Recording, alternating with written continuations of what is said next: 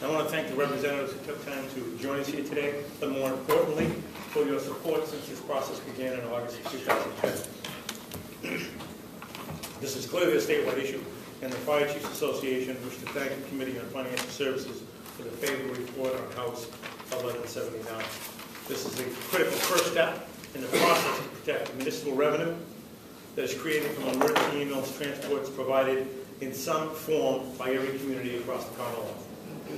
Despite the multiple inaccurate statements made by the opposition since this process began in August of 2010, when all emergency ambulance services were threatened with the pay-the-patient policy, our consistent message has brought us to this important point in the legislative process.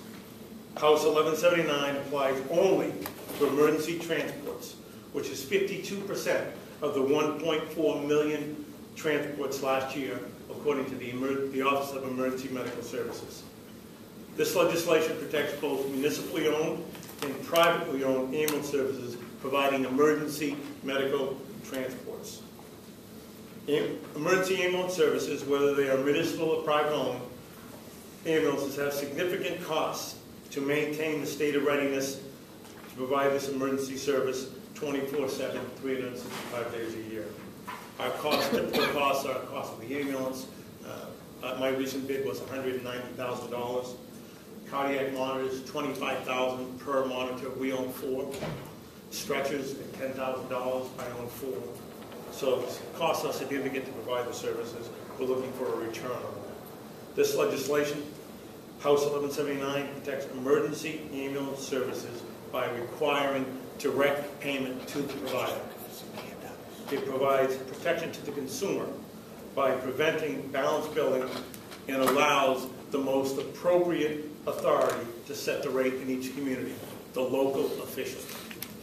We are sure these officials will set an appropriate rate based on the local conditions and their current practices. We can accept the sunset clause inserted by the Financial Services Committee. We only ask for consideration of an automatic expiration of the sunset clause in 2004 rather than the protections that this bill will create. As Rep. Cantwell mentioned, we projected that bad things would happen when this pay-the-patient started, and all of our predictions have come true. The most classic example is in Chelmsford, when we have a known drug user who admits his part-time job is taking ambulance trips. And where does he get his medication? When he goes to the hospital. It was so flagrant that the Chelmsford police actually took criminal charges against that individual for fraud. He knew there was nothing wrong with him, but he knew that he would get a check from the insurance company for taking that ride. That's why he was supporting his drug habit. We knew this was going to happen. We predicted it, and sure enough, it happened. And that's only one case that we have documented. We, the fire chiefs, will continue to track the progress of House 1179.